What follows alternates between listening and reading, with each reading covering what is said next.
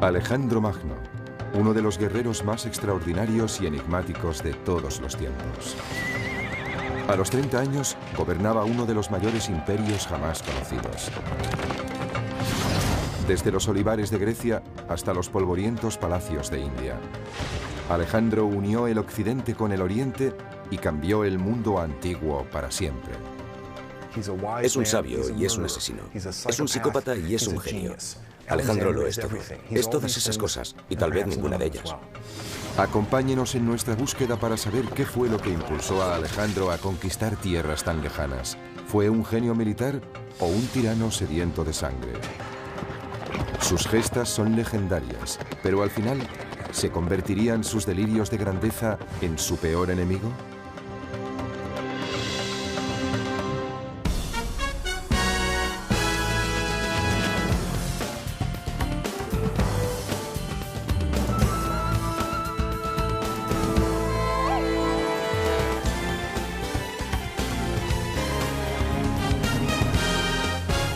Alejandro Magno, el hombre y el mito. Babilonia, junio del año 323 a.C. Alejandro yace en la cama moribundo, su cuerpo sufre atormentado por la fiebre. Después de 30.000 kilómetros de conquistas y baños de sangre, su persecución de la gloria eterna llega finalmente a su término.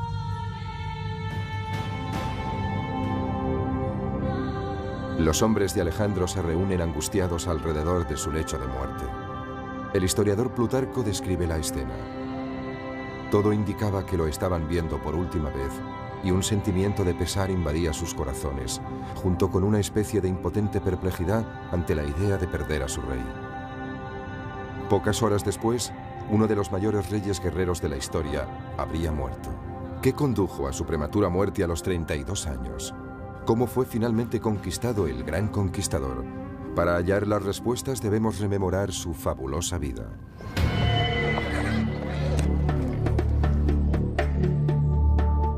Alejandro nació aquí, en Pella, en el norte de Grecia, el año 356 a.C. Hacía tiempo que la edad de oro griega había quedado atrás. En aquel momento, el imperio era una frágil colección de ciudades-estado, fragmentadas y divididas. Una presa fácil para el padre de Alejandro, Filipo.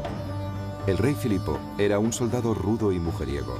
Era un gran bebedor, un luchador feroz y el ídolo de sus curtidas tropas. Su ejército era uno de los mejores del mundo antiguo. Pero Filipo también era un político despiadado. Creó el estado de Macedonia, sometiendo a las tribus rebeldes de la región. Para mí, como es obvio, el éxito de Filipo fue abrumador. Es el hombre más subestimado de la antigüedad. Equilibró el ejército, fue un genio militar con un talento extraordinario.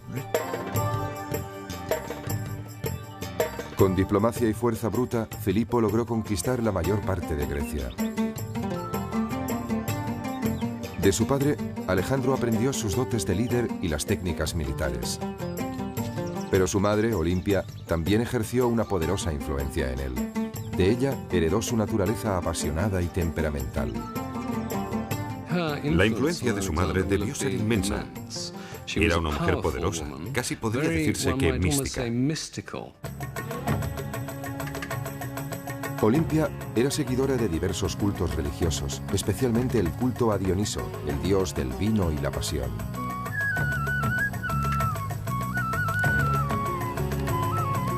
Se rumorea que adoraba al dios bailando con salvaje abandono y sumiéndose en extraños trances.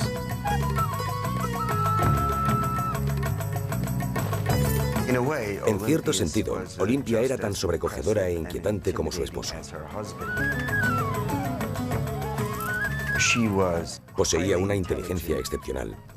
Era políticamente astuta y dura como el acero.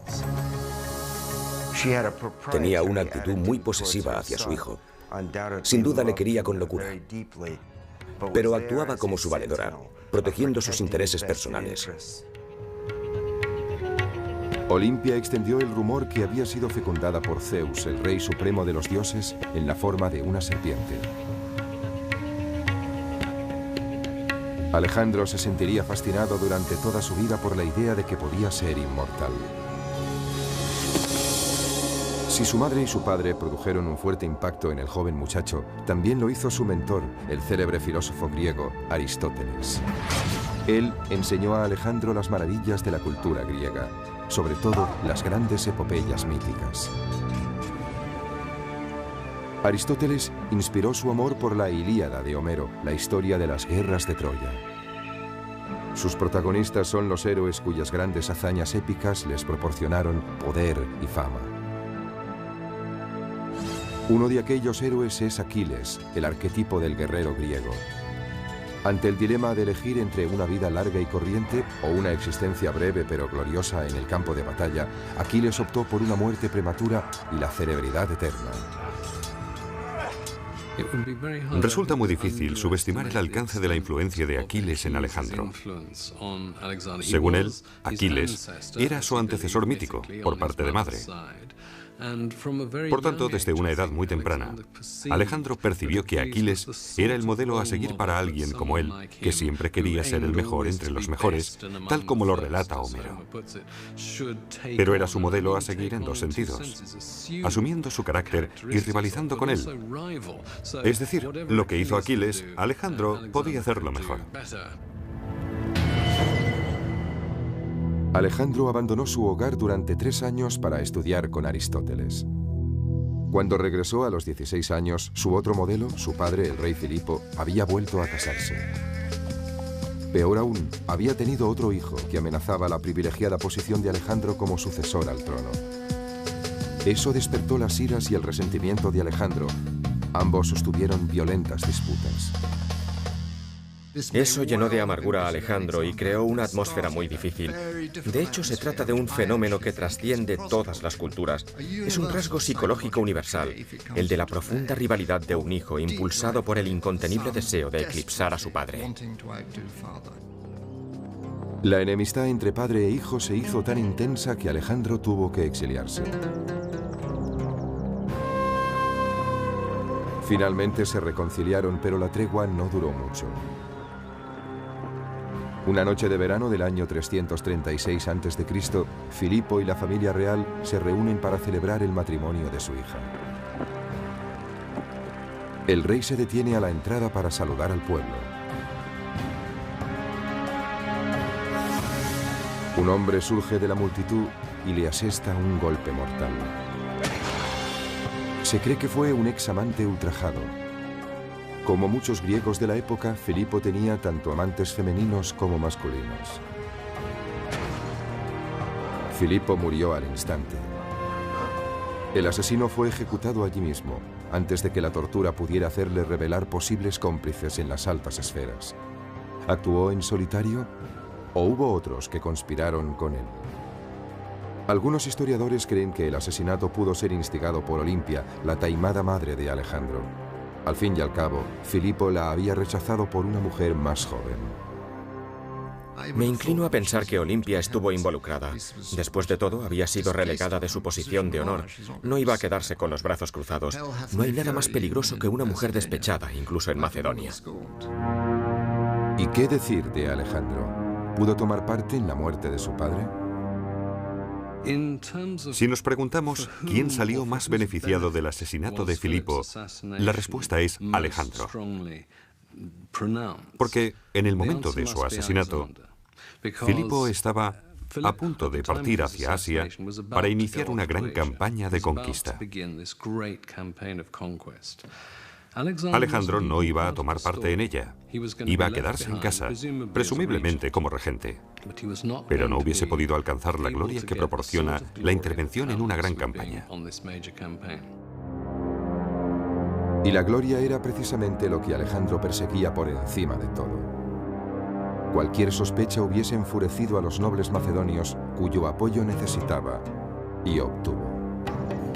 Con solo 20 años, Alejandro fue coronado rey. Cuando ascendió al trono, Alejandro heredó un gran ejército, pero también una gran inestabilidad política. Tardó un año en sofocar una rebelión en Grecia y consolidar su poder. Pero Alejandro no se conformaba con Macedonia. Su creciente impaciencia y su ambición le hacían querer más. Fijó su mirada en el enemigo ancestral de Grecia, los persas. El imperio persa se extendía desde la actual Turquía hasta Pakistán. 150 años antes, los persas habían incendiado la ciudad de Atenas y destruido sus templos. Este crimen de guerra nunca cayó en el olvido. Filipo, el padre de Alejandro, planeaba invadir Persia antes de su muerte. Ahora, Alejandro tendría su oportunidad para vengarse. Suscribo la idea de que la maníaca ambición de Alejandro está alimentada por el enorme éxito de su padre. Alejandro es como una chispa encendida por Filipo, y es una chispa muy, muy poderosa. Más bien es una llama abrasadora. Esa llama abrasadora estuvo a punto de consumir al propio Alejandro. Durante su corta vida, Filipo le alentaría, retándole a lograr proezas cada vez mayores, en un esfuerzo por demostrar que era lo bastante bueno o tal vez incluso mejor que su padre. Con el fantasma de Filipo a sus espaldas, Alejandro parte para recorrer el sendero hacia la gloria. En el año 334 a.C., Alejandro cruza el Helesponto con su ejército. Inicia así una epopeya de 11 años de ambición y conquista sin precedentes que cambiará la faz del mundo antiguo para siempre. Su primera parada, los muros en ruinas de Troya, para rendir homenaje a su héroe de la niñez, Aquiles. Él y Hefestión, del que se decía que era su amante, visitan la tumba de Aquiles. En el escenario de la mítica Gran Batalla de Troya, Alejandro se prepara para su propia conflagración épica. Su oponente, uno de los hombres más ricos y poderosos de la tierra, el rey Darío III. El monarca persa no tiene ni idea de la fuerza a la que se enfrenta. Alejandro ha recibido un valioso legado de su padre, uno de los ejércitos más disciplinados y mejor entrenados del mundo antiguo. El joven rey es un líder carismático e inspirador, aún más que Filipo. Creo que el secreto del genio militar de Alejandro es su extraordinaria determinación. Es valiente y audaz, aunque a veces llega hasta el punto de ser temerario. Nunca parece dudar ante la perspectiva de entrar en acción.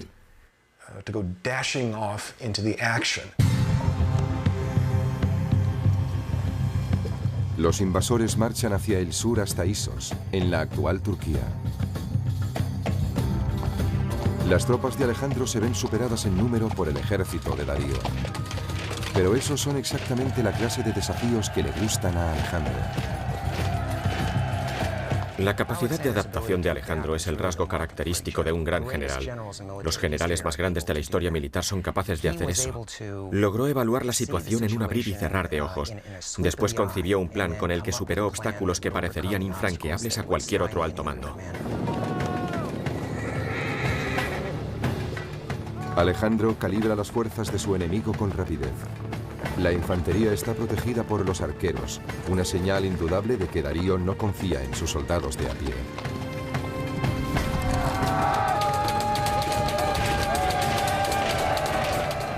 Alejandro realiza su primer movimiento, utilizando una de las armas más poderosas de su arsenal, el arma del miedo. Era algo absolutamente estremecedor. Hacían chocar sus escudos, movían las lanzas de un lado a otro y avanzaban a su encuentro con un grito increíble, escalofriante e interminable mientras iban acercándose. Era aterrador. Alejandro cruza el río y sube por la otra orilla.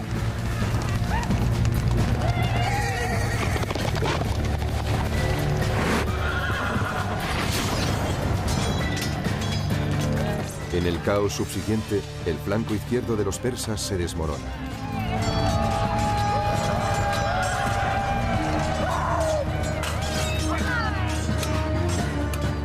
En una imagen casi fotográfica, esta batalla monumental aparece en un mosaico de Pompeya. Se considera una copia fidedigna de una pintura de finales del siglo IV a.C. Cuando finalmente Alejandro se encuentra cara a cara ante su adversario, primero atraviesa con su lanza al guardaespaldas de Darío. Alejandro está rodeado de soldados persas, cegados por el miedo y el terror. Al verse ante ese vengador invencible, Darío huye. Cuando el ejército persa ve a su gran rey huyendo de esa forma, ¿cuál puede ser la reacción de las tropas? Resulta un impacto psicológico increíble sobre los persas. Desde ese mismo instante, la batalla está ganada. Sin embargo, Alejandro es implacable. Al final del día, más de 50.000 persas yacen muertos. A Alejandro le encantaba matar. Su actividad cotidiana favorita era cazar, pero en su caso, cazar en mayúsculas. Se enfrentaba él solo y desarmado a los leones. Y eso solo lo hacía para mantenerse en forma cuando no luchaba contra otros hombres. Pero detrás de este asesino sediento de sangre hay una mente astuta. Alejandro, al igual que cualquier político actual, es consciente de la importancia de la imagen y la publicidad. Está decidido a convertirse en una leyenda viva. Acompañándole en su expedición se encuentra su historiador personal y asesor político, Calístenes. La misión de Calístenes en la campaña de Alejandro era actuar como agente de publicidad, el Relaciones Públicas oficial. Parece bastante claro que mientras Alejandro iba avanzando, Calístenes se dedicaba a difundir los hechos acaecidos en el frente. Era una especie de corresponsal de guerra incorporado al ejército de Alejandro. Tras la batalla de Isos, Alejandro y su ejército avanzan hacia el sur siguiendo la costa del actual Líbano. La mayoría de ciudades capitulan, pero la isla de Tiro se mantiene firme. La actitud de Alejandro con respecto a la resistencia era someterse o morir. Alejandro comienza lo que se convertiría en el asedio más largo y brutal de su campaña. Cuando finalmente caen las murallas, tras 7 cruentos meses, elimina a 7.000 hombres y esclaviza a otros 30.000. Como lección para otras ciudades que puedan resistirse a la invasión, crucifica a 2.000 guerreros de Tiro. Cuando terminó, permitió que sus hombres dieran rienda suelta a su sed de venganza, matando prácticamente a todos los hombres de la ciudad fortificada. Fue una horrible exhibición de brutalidad, pero también fue de una gran eficacia, porque mostraba a cualquier posible enemigo lo que podía ocurrir si se resistía. En otro asedio salvaje, esta vez en Gaza, el ejército de Alejandro aniquila a todos los hombres de la ciudad. Desde el punto de vista militar, lo hizo todo bien, o casi todo.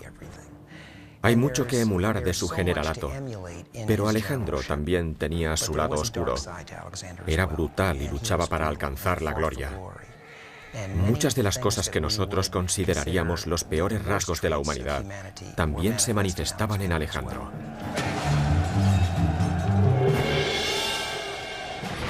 Alejandro es compasivo si sus enemigos se rinden, pero cruel si se resisten. El gobernador de Gaza, Batis, se decide por la opción más dolorosa.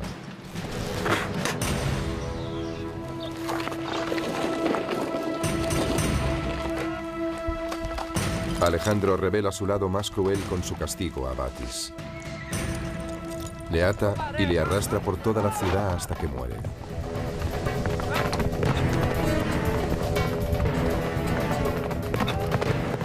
Es una escena familiar tomada de las páginas de la Ilíada de Homero. En ella, Aquiles arrastra a su peor enemigo, Héctor, alrededor de las murallas de Troya.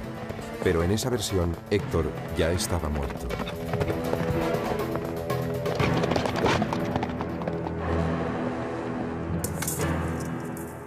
Alejandro era brutal. Elevó el arte de la brutalidad a la máxima expresión. En muchos casos, eso fue lo que le proporcionó tantos éxitos. No habría conquistado como lo hizo si no hubiese recurrido a tácticas tan brutales. Con una serie de victorias salvajes en su haber, Alejandro está listo para tomar Egipto, uno de los mayores imperios que el mundo jamás ha conocido. Los faraones egipcios eran considerados dioses vivientes y construyeron inmensas pirámides, templos y monumentos como testimonios de su gloria. Si los griegos sentían fascinación por la cultura egipcia, Alejandro aún estaba más impresionado y obsesionado por la idea de que un gran gobernante también pudiera ser un dios.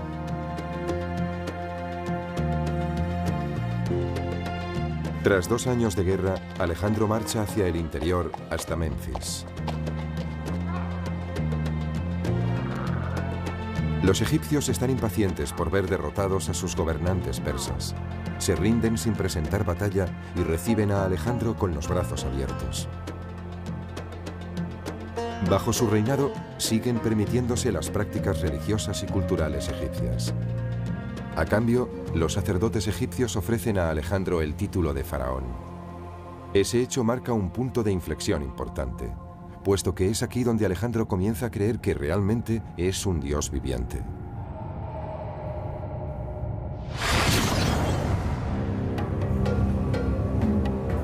En el año 331 a.C., Alejandro inicia una singladura épica para visitar el oráculo de Siva. Está buscando la prueba de su existencia divina. Estaba a unos 500 kilómetros de distancia.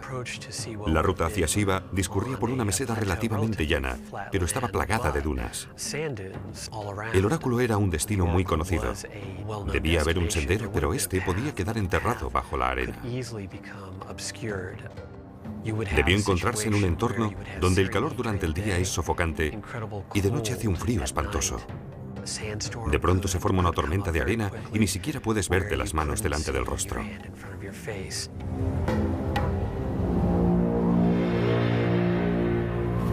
En efecto, Alejandro y sus hombres se perdieron después de una intensa tormenta de arena. Pero la leyenda cuenta que 2 pájaros les salvaron, guiando al grupo hasta su destino, el extraordinario oasis de Siva y el templo de Zeus Amón.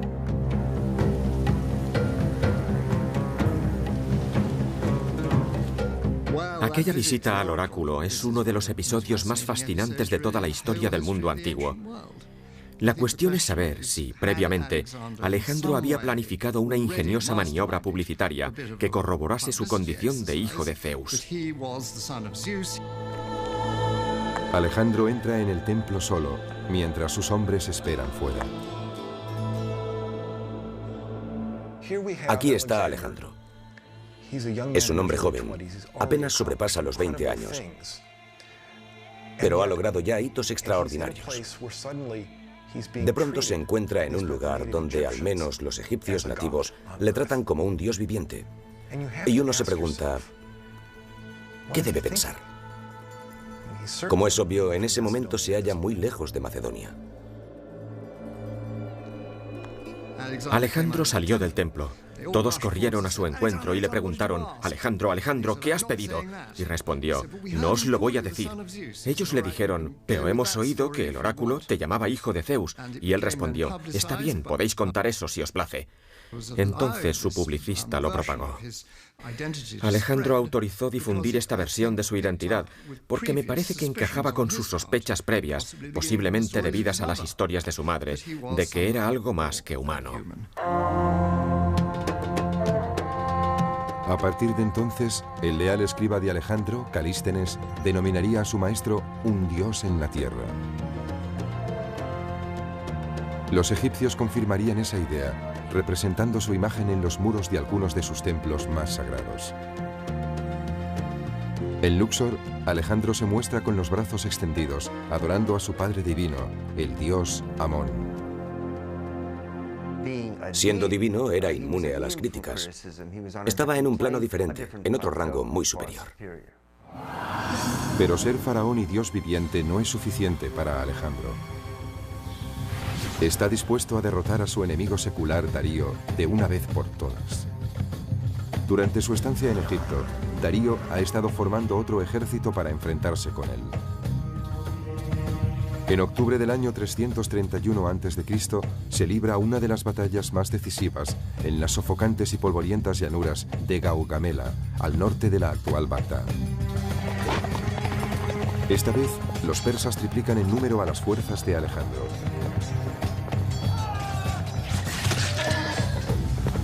Pero se crece ante el peligro, y el desafío solo parece espolearle aún más. Sus hombres están casi completamente rodeados por el ejército persa, pero sus flancos aguantan al enemigo el tiempo suficiente para abrir una brecha en las líneas persas. Alejandro aprovecha la oportunidad y avanza para atacar a Darío. El rey persa huye de nuevo. Uno de los secretos del éxito de Alejandro en el campo de batalla es su uso de la falange, una formación de 16 soldados en línea armados con lanzas largas. Alejandro utilizaba la táctica del yunque y el martillo con sus falanges. Su propia falange, la infantería macedonia, formaba el yunque y con el martillo, que era la caballería, aplastaba a la falange enemiga. Esta táctica, del yunque y el martillo, la empleó en numerosas ocasiones para imponerse en el campo de batalla. Darío, que ha huido a las montañas del este, finalmente es asesinado por uno de sus oficiales.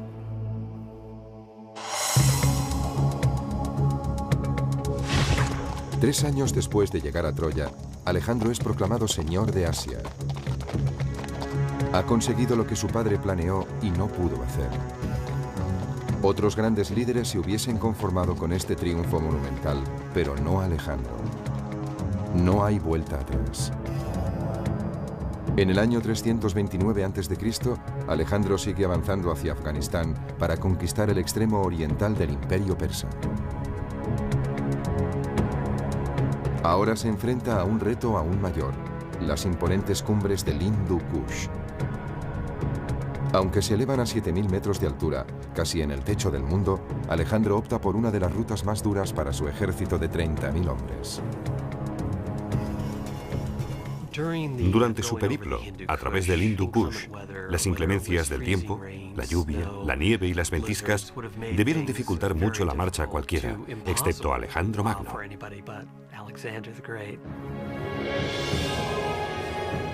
A esa altitud, el oxígeno es más escaso.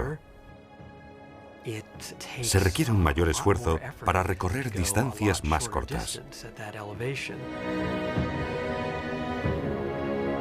En algunos lugares, el paso es tan estrecho que el ejército marcha en una fila india que se extiende a lo largo de más de 15 kilómetros. El inquebrantable coraje de Alejandro es lo único que mantiene los hombres en movimiento.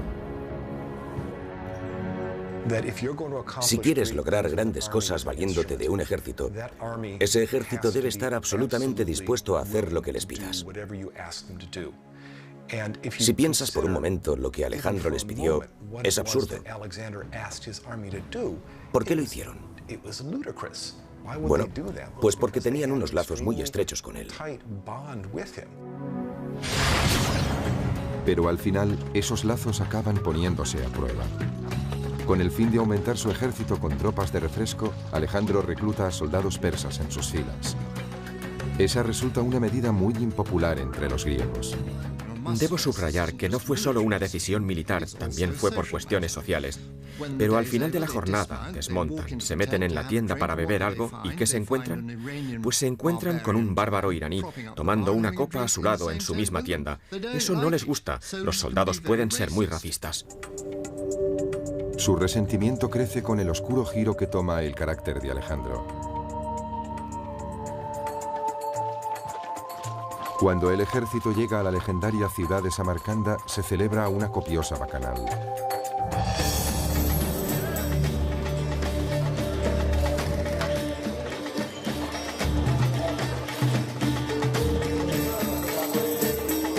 El imprevisible comportamiento de Alejandro se agrava por sus excesos con la bebida, y el alcohol parece aumentar su megalomanía.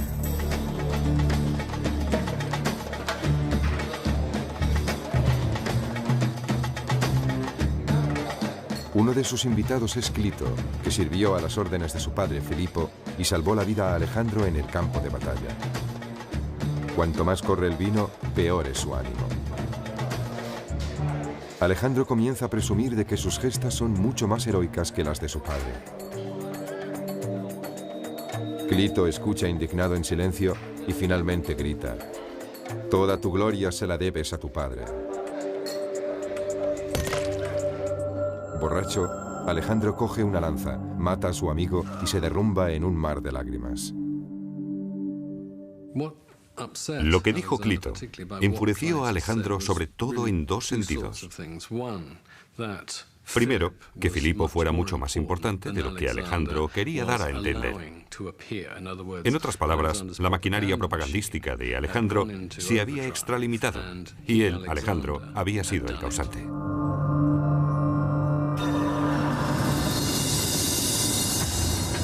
Lo que Alejandro quiere ahora es tener el control absoluto de sus hombres. Quería que sus soldados y oficiales se inclinasen ante él y le besasen. Después él ofrecería un beso a los oficiales para mostrarles que eran de su mismo rango social. A los macedonios no les gustaba nada ese ritual de los besos. Para los griegos, solo los dioses debían adorarse así. Muchos se niegan a obedecer a Alejandro. Uno de ellos es Calístenes, el hombre que había creado el mito de Alejandro. Calístenes pensó que era un acto servil, bárbaro, que era una traición a las costumbres griegas. Pensó que Alejandro estaba convirtiéndose en un tirano absoluto, en un déspota. Un despiadado Alejandro ordena la tortura y muerte de Calístenes. Probablemente Alejandro fue víctima de su propio éxito. Tal vez se creyó en exceso su propia divinidad, su megalomanía. Con el tiempo es posible que esos sentimientos de grandeza influyeran en su manera de conducir las campañas y de relacionarse con sus soldados.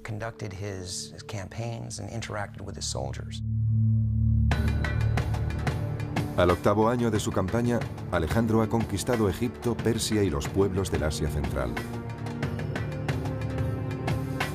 El imperio de Alejandro se extendía desde Grecia hasta Afganistán y cubría unos 5 millones de kilómetros cuadrados. Entonces se dirige más hacia el este, hasta los confines del mundo conocido, donde yacen las misteriosas y exóticas tierras de India. Debió ir hacia el este. Esa es la ruta de invasión que siguieron los persas para conquistar parte de India. Como heredero del imperio persa, deseaba esos territorios. Así que siguió la ruta de los ejércitos que le precedieron y, ciertamente, de los que le sucedieron a través del paso de Khyber. Alejandro llega a un lugar tan enigmático que aquí todas las normas han cambiado. Se enfrenta a un poderoso rajá dispuesto a frenar su avance. Los hindúes han reunido un ejército de 50.000 hombres. Además poseen una nueva y terrible arma, 200 elefantes de guerra. Con una altura de casi 3 metros y un peso superior a las 5 toneladas, los elefantes eran los carros de combate de la antigüedad. Podían cargar al enemigo y aplastarlo con sus patas. Alejandro enseguida advierte que no puede arriesgarse a un ataque frontal ante una fuerza de tal magnitud. Posee la capacidad de planear y calibrar la distribución y el espacio para mantener siempre un elemento de incertidumbre sobre sus intenciones. Se mueve hacia la derecha cuando en realidad va a recortar hacia la izquierda. En la India, realiza un amago antes de cruzar el río y luego cruza por donde menos lo espera el enemigo.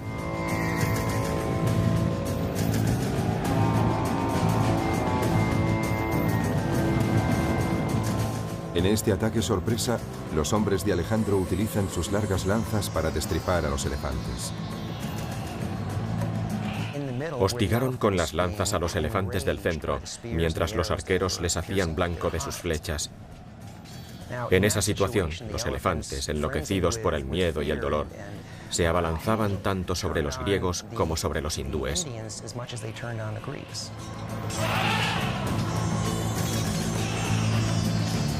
Después de una de las batallas más enconadas de la carrera de Alejandro, el ejército hindú es derrotado y el rajá se rinde.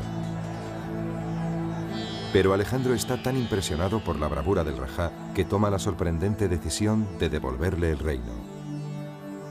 De ese modo, la leyenda de Alejandro queda firmemente arraigada en suelo indio. Alejandro Magno sigue vivo en India en muchos aspectos. Los hindúes ven a Alejandro como un gran personaje heroico que impregna toda su percepción de la historia.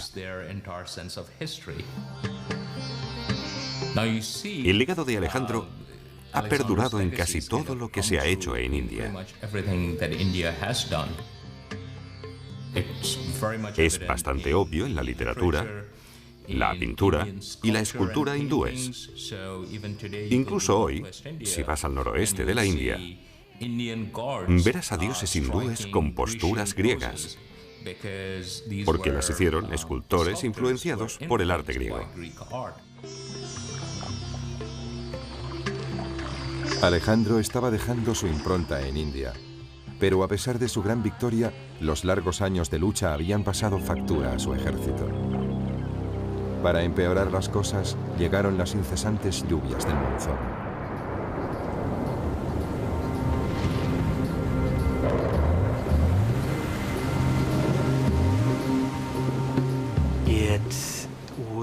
Desde el punto de vista psicológico, debió ser terrible para sus hombres de Macedonia, porque nunca habían experimentado nada semejante.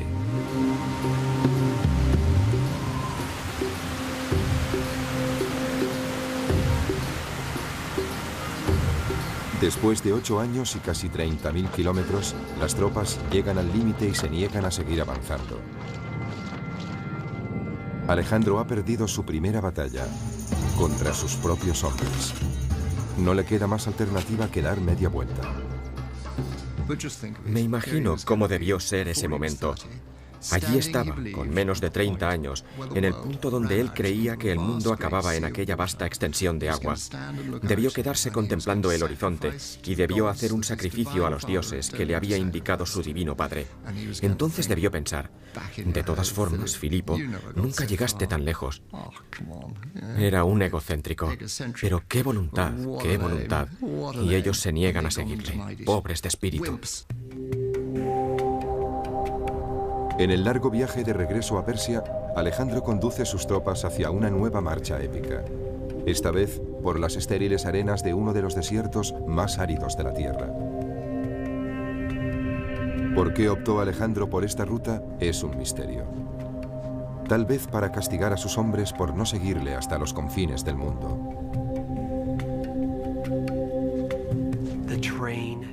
El terreno cambió drásticamente de un suelo yermo y seco, donde no crecía nada, a un desierto de dunas inestables, donde sus hombres se hundían hasta la cadera o más arriba. Miles de ellos murieron de sed, insolación y agotamiento. Menos de un tercio de su ejército logró sobrevivir. Creía que podía hacer lo que se propusiese. Hasta entonces había conquistado todo lo que había encontrado a su paso. Y pensó que podría vencer al desierto, pero se equivocó. Aunque es el peor desastre de toda su campaña, el mero hecho de cruzarlo ya de por sí es un verdadero milagro. En los últimos tiempos, nunca sabían lo que haría Alejandro a continuación.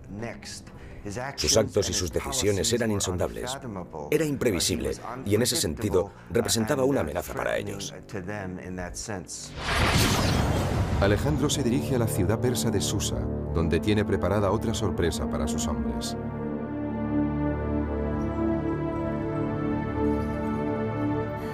Ordena a casi un centenar de oficiales macedonios que se desposen con mujeres persas. Aquellos matrimonios serían permanentes. Lo hizo para que fecundaran a esas mujeres y produjeran una gran cantidad de niños mestizos macedonio-iraníes que iban a ser los príncipes del futuro. Sus hombres sienten un profundo rechazo hacia esos enlaces, aumentando su resentimiento. Sin embargo, para Alejandro, fundir el occidente con el oriente es un asunto práctico. Él, en persona, se casa con 3 mujeres extranjeras para dar ejemplo. Si quiere gobernar un imperio tan diverso, necesita mezclar las culturas. Y está sentando las bases del nuevo imperio. No el que ha conquistado, ni el que trajo con él desde Grecia y Macedonia, sino el nuevo imperio de Oriente Medio.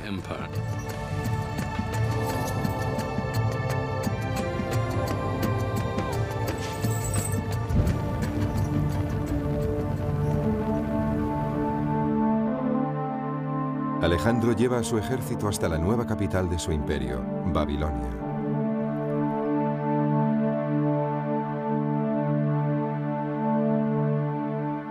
Una calurosa noche, cae misteriosamente enfermo después de una juerga desenfrenada. Sus oficiales macedonios se reúnen alrededor de su lecho de muerte con rostro de preocupación. Al cabo de 11 días febriles, muere a la edad de 32 años.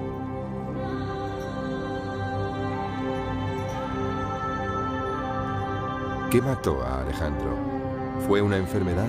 ¿Fue el alcohol? ¿O fue un asesinato? Algunos expertos sostienen que murió de fiebre tifoidea.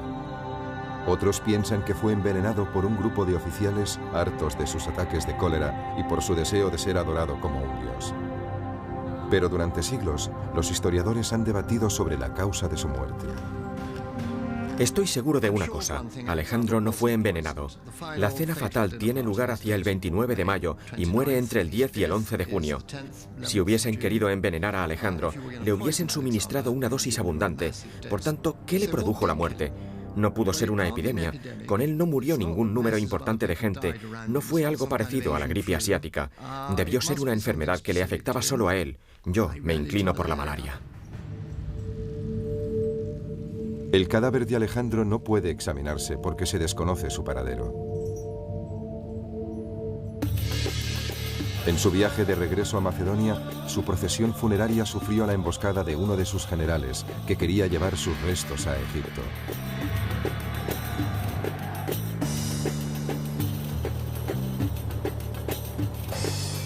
Durante siglos, el cuerpo de Alejandro descansó en la ciudad de Alejandría.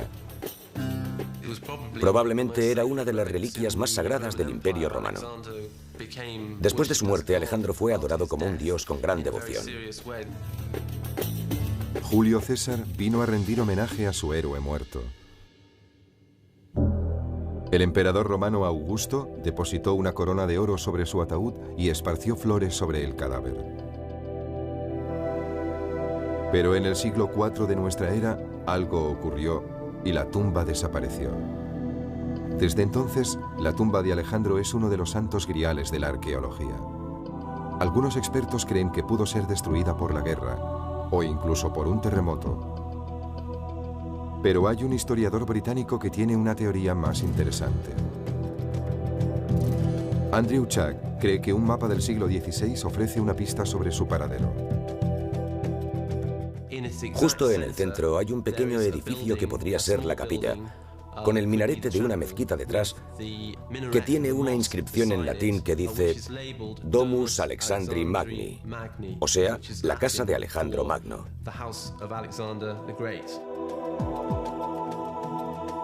Fue aquí donde se localizó un sarcófago. Estaba destinado a albergar los restos del faraón egipcio Nectanebo II, pero nunca fue sepultado en él. ¿Es aquí donde halló descanso el cuerpo de Alejandro? El sarcófago fue redescubierto por Napoleón en el siglo XIX. Pero cuando fue derrotado por los británicos, el sarcófago vacío se trasladó a Londres. Hoy se encuentra en el Museo Británico. Tal vez ese sarcófago acogió los restos de Alejandro Magno.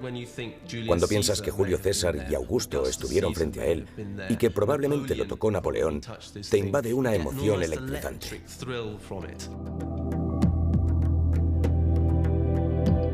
Pero el Museo Británico no acepta la teoría de Chuck. Los restos de ADN que podrían reforzar su hipótesis ya no están ahí. De modo que continúa la búsqueda para encontrar el cadáver del conquistador enterrado en algún lugar bajo las movedizas arenas del desierto. O tal vez, como creen algunos, bajo la ciudad que bautizó con su nombre, Alejandría.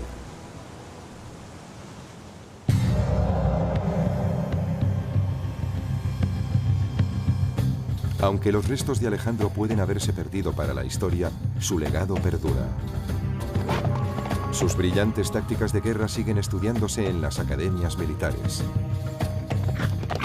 Existen modelos o patrones de pensamiento y acción que se hacen evidentes al estudiar el generalato de Alejandro. Esos patrones son tan aplicables en el mundo moderno como lo fueron en la época de Alejandro. Un comandante en jefe es responsable de miles de vidas y debe poseer visión, disciplina y una confianza absoluta en sus tropas. Alejandro Magno fue un líder carismático que sabía motivar a los hombres durante su larga campaña. Su habilidad para conectar con los soldados le procuró su lealtad absoluta en el campo de batalla. Todo lo que exigía a sus hombres podía hacerlo él mismo, liderando la carga y compartiendo los peligros con ellos. Estaba al pie del cañón, junto a sus soldados de menor rango. A muchos de ellos les conocía por su nombre. Habían pasado mucho tiempo juntos en aquella campaña. Eso creaba unos lazos muy estrechos. A lo largo de los siglos, numerosos jefes militares han recurrido a las brillantes estrategias de Alejandro en la batalla. Los emperadores romanos se vieron inspirados por el autocrático Alejandro.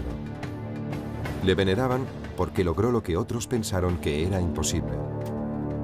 Se dice que cuando Julio César cumplió los 32 años, lloró amargamente al pensar que sus logros no eran tan grandes como los de Alejandro.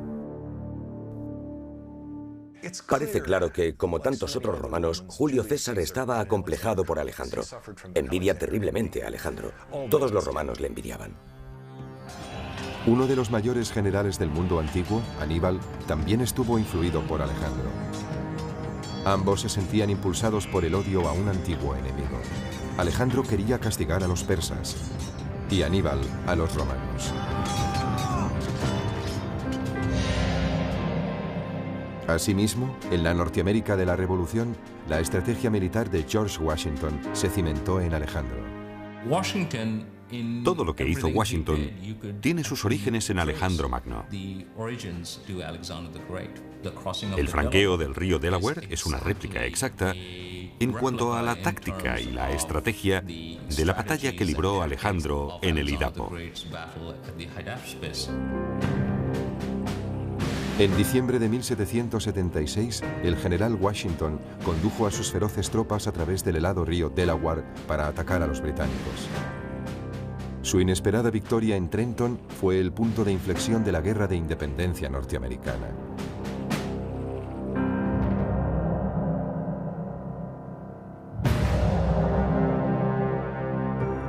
Desde la niñez, el general corso Napoleón Bonaparte sentía fascinación por la leyenda de Alejandro Magno.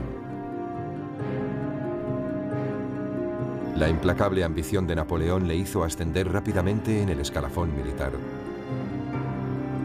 Como Alejandro, construyó su poder en una serie de audaces victorias militares. Tan pronto como tuvo ocasión, siguió los pasos de Alejandro viajando a Egipto.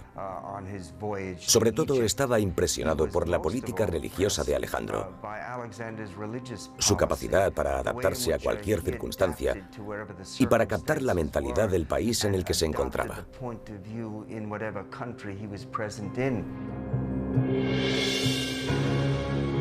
En 1802, el pueblo francés le proclamó cónsul vitalicio y solo 2 años después, Napoleón fue coronado emperador.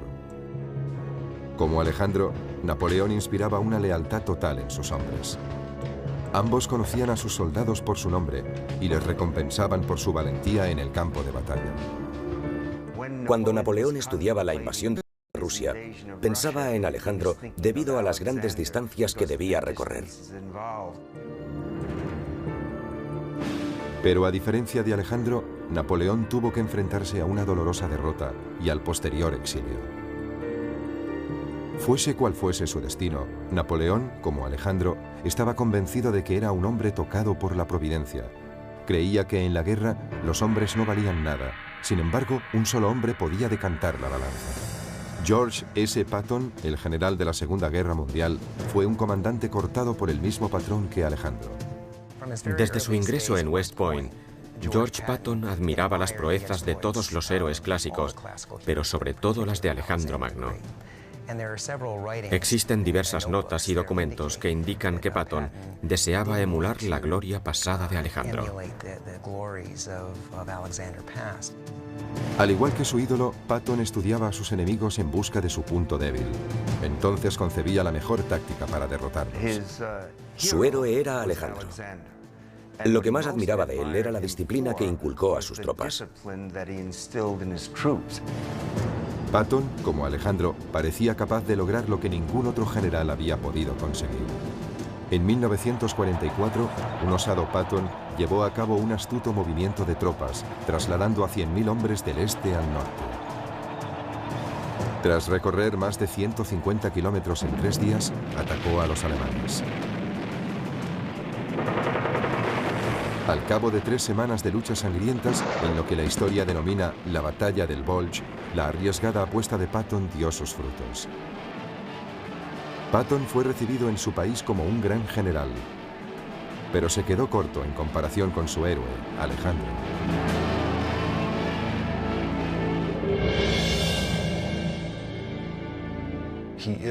Es el máximo exponente de todos los tiempos, para bien y para mal. Eso es lo que le hace un icono tan atractivo, casi irresistible para cualquiera que aspire a alcanzar el éxito y la gloria. El arte de la guerra solo es una parte del legado de Alejandro. También instauró nuevas rutas comerciales y forjó las bases de las relaciones culturales entre Oriente y Occidente. De hecho, lo que hace Alejandro es extender la cultura griega. Las tragedias griegas se representan en lo que hoy es Irán. La filosofía griega se propaga por toda la India hasta Sri Lanka. Se trata de una asombrosa fertilización cultural. Pero por encima de todo, es considerado uno de los genios militares más excepcionales que jamás haya existido. Alejandro Magno se ha convertido en símbolo de ambición desenfrenada y hazañas colosales. Su coraje, su naturaleza intrépida, su espontaneidad, la profunda lealtad que inspiraba, fue un hombre increíble desde todo punto de vista.